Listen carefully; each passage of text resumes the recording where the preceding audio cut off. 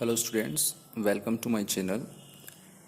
सबसे पहले मैं आपको ये बता दूं कि बोर्ड की गाइडलाइन के अकॉर्डिंग और बोर्ड ने एक डिसाइड किया है और उस डिसीजन के अकॉर्डिंग एमपी बोर्ड में भी अब सीबीएसई बोर्ड में चलने वाली एनसीईआरटी की बुक्स जो है वो लागू की जाएगी, जिसमें 11th में दो बुक्स आएगी, एक स्नैपशॉट एंड एक हॉर्नबिल। तो हम हॉर्नबिल वाली बुक का आपका पहला लेसन देखते हैं, उसको हम शुरू करते हैं पढ़ना। तो हॉर्नबिल की जो फर्स्ट लेसन है, this is a short story. एक शॉर्ट स्टोरी जिसको लघु कथा हम हिंदी में कहते हैं वो है। इसका नाम है the portrait of A lady. Portrait का मतलब होता है चित्र, यानी कि पिक्चर जो होता है वो होता है। तो एक लेडी मतलब एक महिला का पिक्चर, उसके ऊपर बात की गई है, उसी की स्टोरी है ये, which is written by Khushwant Singh. Khushwant Singh is a Indian writer, Indian English writer. देखते हैं खुशवंत सिंह कौन थे। सबसे पहले थोड़ा सा हम इनके बारे में देख लेते हैं। खुशवंत सिंह ने का जो जन्म है वो 1915 में हडाली नाम की जगह, जो कि आजकल पाकिस्तान में, वहाँ पर हुआ था। He died on 20th of March 2014 in 99 years of age. 99 साल की उम्र में इनकी जो है वो डेथ हुई थी। इनका एक फेमस नॉवेल है विच वॉज पब्लिश्ड इन 1956 और उसका नाम है ट्रेन टू पाकिस्तान। ये एक नॉवेल लिखा था, बहुत ही फेमस हुआ था। इनकी भतीजी को आप जानते होंगे, कई सारों ने देखा होगा। She is a renowned actress, famous actress. उनका नाम है अमृता सिंह। अमृता सिंह जो है इनकी नाइसीन के भाई की लड़की थी, लड़की है, सॉरी, है ना। सबसे पहले इन्होंने अपना कैरियर जो स्टार्ट किया था वो लाहौर कोर्ट में practice, means as a lawyer इन्होंने प्रैक्टिस से स्टार्ट किया था। उसके बाद इन्होंने कई सारे काम किए। 1951 से लेकर 1953 तक इन्होंने ऑल इंडिया रेडियो में जर्नलिस्ट रहे। उसके बाद 1967 से लेकर 1978 तक इन्होंने योजना नाम का एक मैगजीन निकलती थी, उसके ये फाउंडर एंड एडिटर भी थे। बाद में इन्होंने इलस्ट्रेटेड वीकली करके एक न्यूज़पेपर आता था, वीकली, जो बॉम्बे में चलता था, उसके भी ये फाउंडर रहे। उसके बाद 1978 से लेकर 1979 तक इन्होंने as a editor in chief काम किया। किसमें? नेशनल हेराल्ड, जो एक न्यूज़पेपर आता था, दिल्ली में चलता था। उसके बाद 1980 से लेकर 1983 तक ये एडिटर रहे हिंदुस्तान टाइम्स का, जिसका नाम सुना होगा आपने। हिंदुस्तान टाइम्स जो न्यूज़पेपर है उसके ये एडिटर रहे। कई सारे अवार्ड्स भी इनको मिले हैं इनके अप्रिशिएबल वर्क के कारण। 1974 में सबसे पहले पद्म भूषण का अवार्ड इनको मिला था साहित्य के क्षेत्र में, जो बाद में इन्होंने रिटर्न भी कर दिया था। फिर 2007 में इनको पद्म विभूषण नाम का अवार्ड मिला था, जो कि हमारे करंट उस टाइम के प्रेसिडेंट जो एपीजे अब्दुल कलाम थे, उन्होंने इनको अवार्ड दिया था। उसके बाद 2006 में इनको अवार्ड मिला था पंजाब रत्न अवार्ड, जो कि पंजाब की गवर्नमेंट ने इनको दिया था। उसके बाद जुलाई 2000 में इनको honest man of the year का अवार्ड जो है वो मिला था। उसके बाद 2007 में इनको साहित्य एकेडमी फेलोशिप अवार्ड मिला था। और 2012 में all India minorities forum annual fellowship award जो है वो यूपी की गवर्नमेंट ने दिया था, जो यूपी के सीएम उस समय अखिलेश यादव थे, उन्होंने दिया था। ये राज्यसभा के मेंबर भी रहे हैं 1980 से लेकर 1986 तक। और इनका जो डेथ है वो कब हुआ था? 20th of March 2014 को 99 ईयर्स की एज में इनका डेथ हुई थी। देखते हैं इस शॉर्ट स्टोरी में वो क्या कहते हैं, किसके बारे में डिस्क्रिप्शन है। द पोर्ट्रेट ऑफ लेडी, और लेडी का एक पिक्चर। स्टार्ट करते हैं। My grand mother like everybody's grand mother. क्या कह रहे हैं कि मेरी ग्रैंड मदर जो है वो बाकी ग्रैंड मदर की तरह ही है।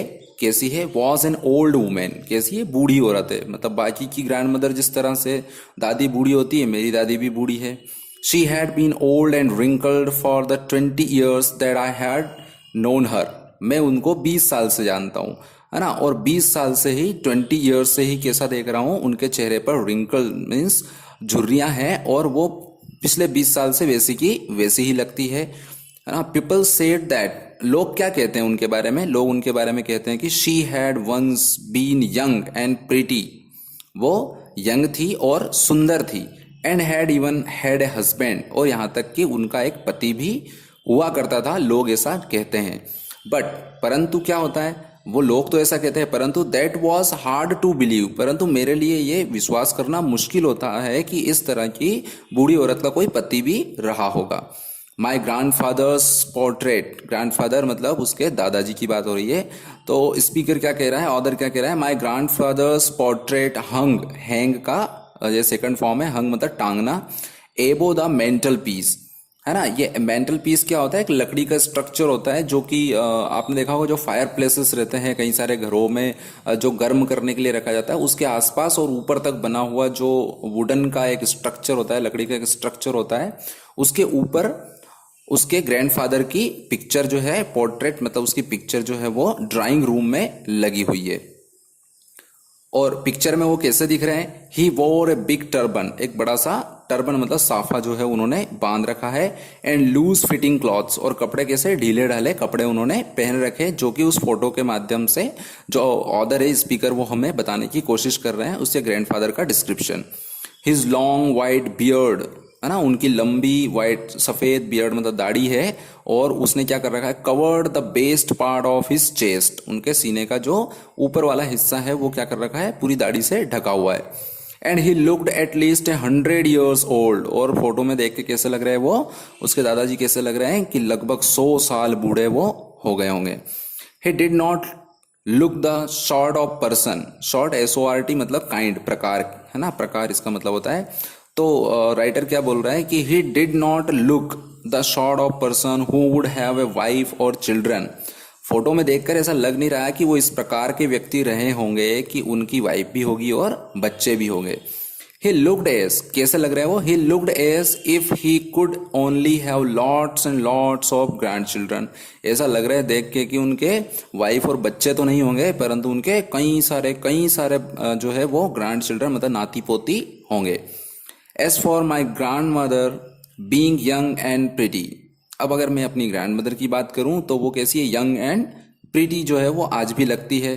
The thought was almost revolting, यहाँ पर ये एक्सप्रेशन है, तो ये एक्सप्रेशन क्या कह रहा है, the thought was almost revolting, revolting मतलब एक तरह से विरोधाभासी होना या ऑफेंसिव होना, एब्सर्ड मतलब बेतुका लगना। तो ये बात काफी बेतुकी है कि लोग कहते हैं कि जो है मेरे दादाजी थे और मेरी दादी जी के हस्बैंड थे वो मेरी दादी के हस्बैंड जो है वो तो काफी बूढ़े हैं, और मेरी जो दादी है वो तो हाव भाव से जो है वो कैसी लग रही है, काफी यंग है।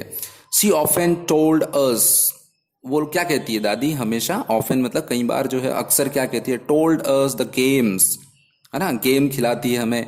She use to play as a child, और वो बच्चों की तरह खेलने लग जाती है। तो क्या ऐसी दादी के ऐसे हस्बैंड होंगे, ऐसा वो बोल रहा है, इसलिए बोला है कि the thought was almost revolting, जो विचार है ऐसा कि मेरी दादी के पति थे और उनका फोटो लगा हुआ है, तो वो पति जो है उनको देखकर तो ऐसा लगता नहीं है कि मेरी दादी उनकी वाइफ थी। दैट सीम्ड मतलब लगना, क्वाइट मतलब काफी, एब्सर्ड मतलब बेतुका। तो क्या बोला, that seemed quite absurd and undignified, है ना, अनडिग्निफाइड भी मतलब क्या होता है, नालायकपन, on her part, and we treated it like the fables of the prophet she use to tell us, और ये काफी बेतुका लगता है कि वो हमारे साथ में, बच्चों के साथ में इतनी ओल्ड हो चुकी है, इतनी बूढ़ी हो चुकी है, फिर भी खेलती है ना, और हमें कई सारी स्टोरीज भी वो सुनाती है। और वो स्टोरीज कैसी है, फेबल्स मतलब फेरी स्टोरीज, फेरी स्टोरीज मतलब हम बोल सकते हैं जो इमेजिनरी स्टोरी है, जिनका कोई मतलब अता पता नहीं है या जिनका कोई बेस नहीं है, ऐसी जो कौन कहते हैं, प्रॉफिट्स, जो साधु संत जो है वो दंत कथाएं कहते हैं ना, तो वैसी दंत कथाएं, उसकी कहानियां हमें लगती है, किसकी, दादी की, ऐसा हमारा राइटर बोल रहा है। She had always been short and fat, कैसी है वो, शॉर्ट छोटी है, एंड फेट मोटी भी है, एंड स्लाइटली बेंट और थोड़ी सी झुकी हुई भी, स्लाइटली मतलब थोड़ा सा हल्का सा झुकी हुई भी वो लगती है। तो हमेशा ही कैसी रहती है वो, छोटी ठिकनी सी दिखती है, मोटी सी दिखती है और थोड़ी सी झुकी हुई दिखती है। Her face was a criss cross of wrinkles running from everywhere to everywhere, उसके चेहरे पर जो रिंकल्स है, झुर्रियां, वो क्या है, क्रिस क्रॉस मतलब आड़ी तिरछी झुर्रियां हैं, जो कि यहां से वहां, रनिंग एवरीवेयर टू एवरीवेयर मतलब पूरे चेहरे पर, इस कोने से लेके उस कोने तक और उस कोने से लेके इस कोने तक, पूरे फेस पर जो है वो क्या है, उसकी जो झुर्रियां है वो। No we were certain she had always been as we had known her, क्या कह रहा है राइटर कि निश्चित ही हमें ऐसा लगता है कि मुझे ऐसा लगता है कि जो ग्रैंड मदर है मेरी वो हमेशा से ऐसी ही रही होगी, है ना। मतलब कभी भी वो जवान नहीं रही होगी, ऐसा उनको देखकर लगता है, किसको, राइटर को। Old so terribly old that she could not have grown older. कैसा लग रहा है उसको, राइटर को कैसा लग रहा है कि कई दिनों से मैं देख रहा हूँ कि वो बूढ़ी ही नहीं हो रही है, मतलब जितना बूढ़ी है उतनी है, उससे ज़्यादा वो बूढ़ी हो ही नहीं रही है। तो हमने देखा होगा कई सारे बूढ़े लोगों को, या हमारे दादा दादी को हमने देखा है, जो पिछले 10 साल 15 साल 5 साल से हमें वैसे ही दिखते हैं, ऐसा लगता है कि उनमें कोई डिफरेंस ही नहीं आया है। तो राइटर को भी वैसा ही लग रहा है कि शायद वो कभी बूढ़ी हो ही नहीं रही है ना। And had stayed at the same age for 20 years. और राइटर को कैसा लग रहा है कि पिछले 20 साल से वो उसी उम्र में है, उनकी उम्र ही नहीं बढ़ रही है। She could never have been pretty. उसको ऐसा लग रहा है कि वो कभी अच्छी दिखने वाली, यानी कि यंग दिखने वाली हो ही नहीं सकती है। But she was always beautiful, परंतु वो हमेशा ब्यूटीफुल है। यहाँ पर देखो, प्रीटी और ब्यूटीफुल अगर हम देखें तो सिमिलर मीनिंग है इनके। प्रीटी मतलब भी ब्यूटीफुल होता है और ब्यूटीफुल मतलब भी प्रीटी होता है। बट राइटर जिस सेंस में इनको यूज कर रहा है ना, वो फिजिकल और नॉन फिजिकल के बारे में बात कर रहा है। प्रीटी का यहाँ पर वो फिजिकल ब्यूटी के बारे में बात कर रहा है, और ब्यूटीफुल मतलब उसके हार्ट की ब्यूटी, उनकी आदतें, है ना, उनके लिए वो उसने यूज किया है कि वो हमेशा से कभी हो ही नहीं सकती, मतलब फिजिकली वो खूबसूरत नहीं हो सकती, बट बाय हार्ट वो हमेशा से खूबसूरत थी।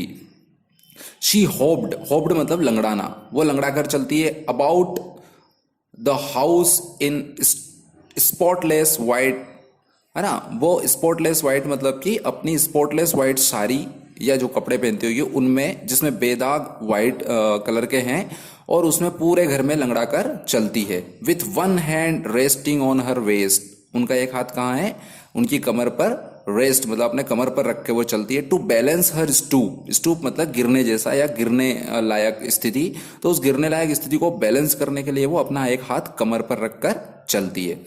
एंड द अदर, और दूसरा हाथ क्या करता रहता है, telling the beads of her rosary. Rosary मतलब माला, बीट्स मतलब उस माला के मुनक्के या उसके जो हम मनके जो होते हैं, सॉरी मुनक्के क्या, मनके जो होते हैं उसमें पहनाते हैं माला जिससे बनी होती है, वो मनके को एक हाथ, टेलिंग मतलब उनको डायरेक्शन देता रहता है। मतलब जैसे रहता है ना, एक उंगली और अंगूठे के बीच में लेकर जो बूढ़े लोग हैं वो हमेशा माला को ऐसे घुमाते रहते हैं, है ना, भगवान का नाम लेते हुए, ऐसे वो प्रेयर करती रहती है, मतलब एक हाथ से, और एक हाथ कमर पे लेकर और पूरे घर में यहाँ से वहाँ घूमती रहती है।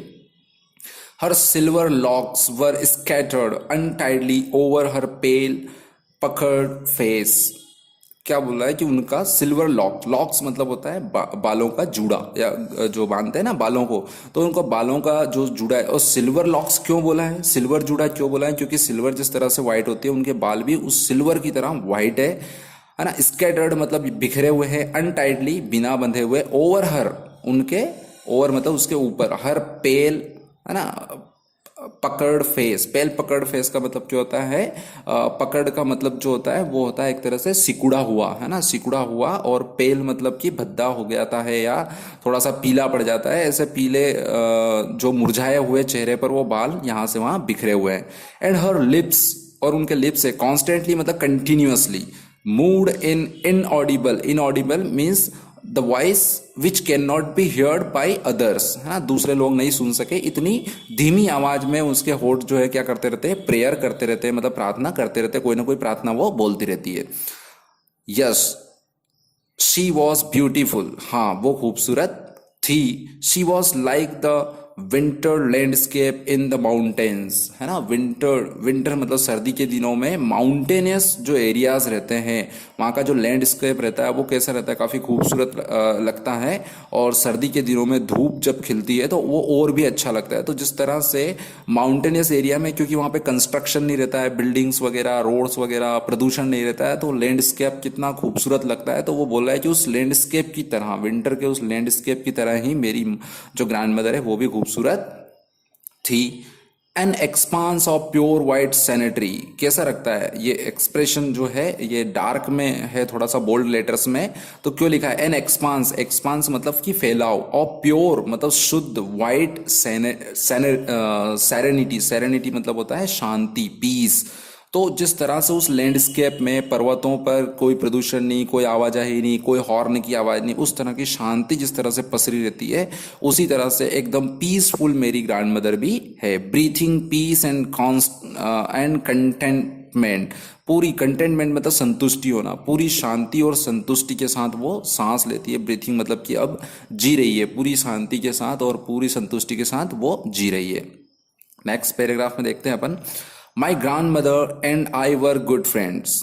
राइटर क्या कह रहा है कि मेरी ग्रैंड मदर और मैं बहुत अच्छे दोस्त थे। My parents left me with her, मेरे पेरेंट्स मुझे मेरी ग्रैंड मदर के साथ छोड़ गए हैं। When they went to live in the city, कहाँ चले गए हैं उसके पेरेंट्स, राइटर के पेरेंट्स जो है कहाँ चले गए हैं कि वो मतलब स्पीकर, सॉरी ऑथर जो होता है वो और राइटर अलग होता है। राइटर जो कि लिखता है और ऑथर जो कि स्पीकर होता है पर्टिकुलर स्टोरी में या पर्टिकुलर जो एक्सट्रैक्ट है उसमें। तो यहाँ पर स्पीकर क्या बोल रहा है, so we should use speaker word है ना, नॉट राइटर। तो स्पीकर क्या बोल रहा है कि मेरे पेरेंट्स जब मुझे छोड़कर सिटी में चले गए थे, शहर में रहने चले गए थे, तो वो मुझे अपनी ग्रैंड मदर के साथ छोड़ गए थे। And therefore we became good friends ना, तो छोड़ गए थे। And we were constantly together, और तब से हम लगातार, कॉन्स्टेंटली मतलब निरंतर या लगातार, कंटिन्यूसली हम एक साथ, टुगेदर मतलब एक साथ है। She use to wake me up है ना, वेक वॉक का सेकंड फॉर्म है, तो ये वेक मी है ना, टू के बाद वेक लगा है, मीन्स टू के बाद हमेशा वर्ब की फर्स्ट फॉर्म आती है, इसको हम टू इन्फिनेटिव भी कहते हैं है ना। तो she used to wake me up in the morning, क्या बोल रहा है स्पीकर, क्या बोल रहा है ऑथर कि वो मुझे हमेशा सुबह उठाती थी। And get me ready for school, और मुझे स्कूल के लिए तैयार करती थी। she said her morning prayer in a monotonous sing song, वो क्या करती थी, मॉर्निंग प्रेयर बोलती थी अपनी अपनी किस टोन में बोलती है, मोनोटोनस सिंग सॉन्ग है ना, गाने गाती थी पर मोनोटोनस टोन में। मोनोटोनस टोन का मतलब क्या होता है, एक तरह से विदाउट एक्साइटमेंट, मतलब नीरसता के साथ अपने गाने गाती थी और प्रेयर के गाने गाती थी। वाइल शी बाथ्ड एंड ड्रेस्ड मी, जब वो मुझे नहलाती थी और मुझे कपड़े पहनाती थी। इन द होप, और किस आशा के साथ वो ऐसा करती थी, दैट आई वुड लिसन, कि मैं सुनूंगा उसके सॉन्ग को, रिलीजियस सॉन्ग को मैं सुनूंगा। And get to know it by heart, और मैं उनको बाय हार्ट सीख जाऊंगा, मतलब मैं भी उन्हीं की तरह रिलीजियस हो जाऊंगा और ऐसे सॉन्ग्स में सीख जाऊंगा। तो स्पीकर क्या बोला है, I listen because I loved her voice, मैं उसके गानों को सुनता था क्योंकि मुझे उसकी वॉइस बहुत पसंद थी।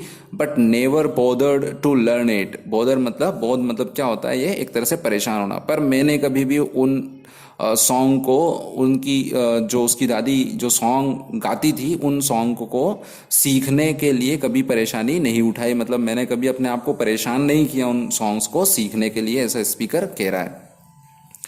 देन शी वुड फेच मतलब कि निकालना या रखना है ना, तो then she would fetch my wooden, यानी कि लकड़ी की स्लेट, मतलब जो आती है ना स्लेट आती है जिसमें हम अल्फ़ाबेट लिखकर सीखे हैं छोटी क्लासेस में है ना, नर्सरी एलकेजी या फर्स्ट क्लास में आपने स्लेट यूज़ की होगी जिसमें चौक या कलम से लिखकर आप सीखे होंगे।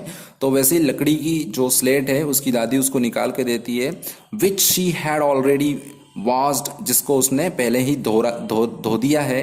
एंड प्लास्टर्ड मतलब क्या होता है कि एक तरह से उसके ऊपर लेप लगा दिया, विथ येलो चॉक का पीला चाक उसके ऊपर लगा दिया जिससे कि वो अट्रैक्टिव लगने लग जाए। ए टीनी मतलब बहुत छोटा आकार का। अर्थन मतलब कि मिट्टी का बना हुआ। इंक पोट, इंक का एक बॉटल टाइप, जो अब तो प्लास्टिक की आती है इंक बॉटल, तो वैसे क्या होता था पहले, अर्थन इंक पोट होती थी, मतलब कि इंक जो है काय में रखते थे, एक मिट्टी के बने हुए पोट में, यानी कि एक जो शेशे जैसा बना देते थे वो, जिसमें वो रखते थे।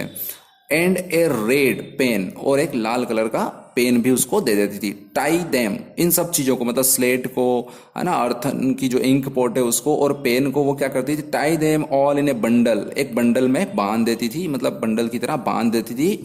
And hand it to me, और मेरे हाथ में दे देती थी। After a breakfast of a thick, है ना, मीन्स आफ्टर ए ब्रेकफास्ट नाश्ता करने के बाद। नाश्ता किसका होता था, ऑफ ए थिक स्लेट चपाती।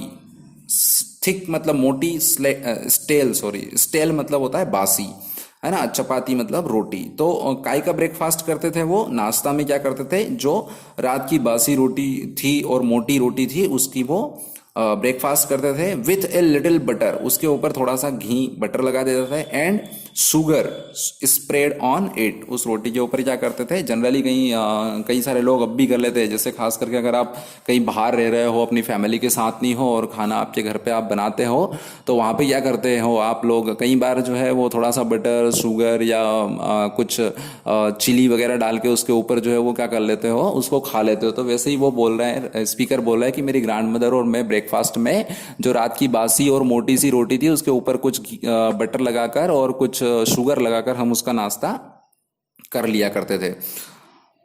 और उसके बाद क्या होता था, वी वेंट टू स्कूल, और हम कहाँ चले जाते थे, स्कूल चले जाते, मतलब उसकी दादी और राइटर दोनों स्कूल जाते थे, सॉरी स्पीकर दोनों स्कूल जाते थे। She carried several style chapatis with her for the village dogs, और वो क्या करती थी, उसकी दादी जो थी, उसकी दादी उसके हाथ में कई सारी और दूसरी स्टेल चपातीज, दूसरी बासी और बची हुई स्टेल चपातीज जो है अपने साथ में ले जाती थी। किसके लिए ले जाती थी, विलेज डॉग्स, मतलब गांव के जो कुत्ते थे उनको लिए ले जाती थी। My grandmother always went to school with me, क्या बोल रहा है स्पीकर कि मेरी ग्रैंड मदर मेरे साथ हमेशा ही स्कूल जाती थी। क्यों जाती थी, because the school was attached to the temple, क्योंकि स्कूल जो है वो टेम्पल से अटैच था, इसलिए दोनों को एक ही जगह जाना था, तो दोनों साथ में जाते थे। द प्रीस्ट मतलब पुजारी, टॉट अस, हमें पढ़ाता था, क्या पढ़ाते थे पुजारी उनको, द अल्फाबेट, है ना, अल्फाबेट मतलब कि लैंग्वेज की वर्णमाला पढ़ाते थे। एंड द मॉर्निंग प्रेयर, और मॉर्निंग प्रेयर सुबह उठकर सुबह की प्रार्थना हमें सिखाया करते थे। While the children sat in rows on either side of the veranda, वरांडा मतलब आंगन के दूसरी तरफ जो है सारे बच्चे एक लाइन में बैठ जाते थे, और बैठकर क्या करते थे, सिंगिंग द अल्फाबेट, अल्फाबेट को गा गा कर सीखते थे, है ना, ऑफ द एंड और द प्रेयर इन ए चोरस, चोरस मतलब होता है समूह गान, है ना, एक साथ मिलकर किसी चीज के ऊपर गाना। तो या तो बच्चे उधर वरांडा के बगल में बैठकर एक लाइन में या तो अल्फाबेट गाते रहते थे या तो मॉर्निंग प्रेयर एक साथ मिलकर गाते रहते थे। और सेम टाइम मीनवाइल जो है वो जो स्पीकर है उसकी ग्रैंड मदर क्या करती थी, my grand mother said inside reading the scriptures, scriptures जो होते हैं वो धार्मिक ग्रंथ, मेरी ग्रैंड मदर मंदिर के अंदर बैठकर जो है क्या करती थी, कुछ स्क्रिप्चर्स जो थे धर्म ग्रंथ वो पढ़ा करती थी। When we had both finish, जब हमारी कक्षा भी खत्म हो जाती और उसकी जो रीडिंग है वो भी खत्म हो जाती, we would walk back together, तो हम दोनों ही वापस एक साथ घर आ जाते थे। दिस टाइम, और इस बार जब हम घर लौटते रहते थे, यानी घर लौटते समय क्या होता था उनके साथ, this time the village dogs would meet us at the temple door, इस समय जो गांव के कुत्ते हैं वो मंदिर के दरवाजे पर हमें मिल जाया करते थे। They followed us to our home, वो हमारे घर तक हमारा पीछा करते थे। Growling and fighting with each other for the chapatis we threw them, है ना, हमने जो चपातीज उनको फेंकी है उस चपातियों के लिए वो क्या करते थे, एक दूसरे से लड़ते रहते थे, एंड एक दूसरे के ऊपर ग्राउलिंग करते रहते थे, मतलब घुर्राते रहते थे, है ना, भौंकते रहते थे एक दूसरे के ऊपर। When my parents were comfortably settled in the city, writer क्या बोल रहा है, स्पीकर क्या बोल रहा है अब, कि जब मेरे पेरेंट्स जो है वो सही कंफर्टेबली मतलब आरामदायक स्थिति में जब वो सेट हो गए सिटी में, जब वो सारी व्यवस्थाएं उन्होंने जमा ली, दे सेंड फॉर अस, उन्होंने मेरे लिए मैसेज भेजा, और क्या मैसेज भेजा, कि मैं उनके साथ रहने चला जाऊं। That was a turning point in our friendship, और अब मेरी दादी और मेरी जो फ्रेंडशिप थी उसके बीच अब एक टर्निंग पॉइंट था, मीन्स टोटली जो फ्रेंडशिप है उसमें चेंज आना था, अब उनका रिलेशन जो है वो उसमें चेंज आना था, उनको एक साथ रहने की जो आदत पड़ी थी या एक साथ रहते थे उस सिचुएशन में भी अब चेंज आने वाला था। देयरफॉर ही यूज्ड ए फ्रेज ए टर्निंग पॉइंट, ये टर्निंग पॉइंट इसलिए यूज किया है क्योंकि अब उनकी जो फ्रेंडशिप थी वो उसका मायने बदलने वाले थे। Although we share the same room, हालांकि अब भी जब उसकी दादी और वो सिटी चले गए उनके पेरेंट्स के साथ रहने, स्पीकर के पेरेंट्स के साथ रहने, पर फिर भी वो क्या करते थे, सेम रूम में रहते थे, कौन, स्पीकर और उसकी grandmother. My grandmother no longer came to school with me, अब मेरी ग्रैंड मदर मेरे साथ स्कूल नहीं आती थी, मतलब अब स्पीकर जो है उसको खुद को स्कूल जाना पड़ता था, अब उसकी ग्रैंड मदर उसके साथ नहीं जाती थी। I use to go to an English school in a motor bus, अब राइटर कहाँ जाने लग गया था, वो मंदिर वाला स्कूल नहीं था, अब जो स्कूल था वो कौन सा स्कूल था, एक इंग्लिश मीडियम इंग्लिश स्कूल था शहर का, और वो मोटर बस में, यानी कि बस या टेम्पो जो भी स्कूल का चलता होगा व्हीकल, उसमें वो स्कूल जाया करता था। There were no dogs in the streets. अब गांव के कुत्ते थे, अब यहाँ पर बस में अगर बैठ के जाएगा तो कोई डॉग्स उसको मिलते नहीं थे, है ना। And she took to feeding sparrows in the courtyard of our city house. City house मतलब शहर का जो हमारा घर था, उसके कोर्ट यार्ड मतलब बाहर का जो बरामदा था, उस बरामदे में अब मेरी दादी क्या करती थी, कुत्तों को तो रोटी खिला नहीं सकती, इसलिए वो जो स्पैरोज है, चिड़िया, उनको दाना डालती रहती थी, उनको वो खिलाती रहती थी। ठीक है, इस तरह से एक टर्निंग पॉइंट जो है उसकी लाइफ में आता है। So this is the first part of this beautiful story. Soon I will upload the second part of this story and that will be the final part. उस पार्ट में जो है, सेकंड पार्ट में ये खत्म हो जाएगी। होप आपको पूरी तरह से समझ में आया होगा ये लेसन अच्छे से, ये स्टोरी अच्छे से। मैंने ट्राई किया है वर्ड टू वर्ड आपको एक्सप्लेनेशन करने का, सो दैट आप उनके मीनिंग्स जो है वो अच्छे से समझ लें, क्योंकि without vocabulary you can't be good at English. आप इंग्लिश में अच्छे नहीं हो सकते अगर आपकी वोकेबुलरी अच्छी नहीं है। अगर पैटर्न किस तरह से सेंटेंस का यूज किया है वो अगर आपको पता नहीं है, तो विदाउट पैटर्न आप किसी चीज को लर्न नहीं कर सकते। इफेक्टिव रीडिंग जरूरी है, और इफेक्टिव रीडिंग के लिए आपको टेक्स्ट को अंडरस्टैंड करना पड़ेगा, है ना। जो टेक्स्ट आप पढ़ रहे हो, जो टेक्स्ट आप समझ रहे हो, उसके बारे में आपको बात करना पड़ेगी, उसके ऊपर डिस्कशन करना पड़ेगा, उसके बारे में, लैंग्वेज के पैटर्न के बारे में समझना पड़ेगा। ठीक है। So if you have any problem, any doubt, any question, you can comment me, I will definitely reply you soon.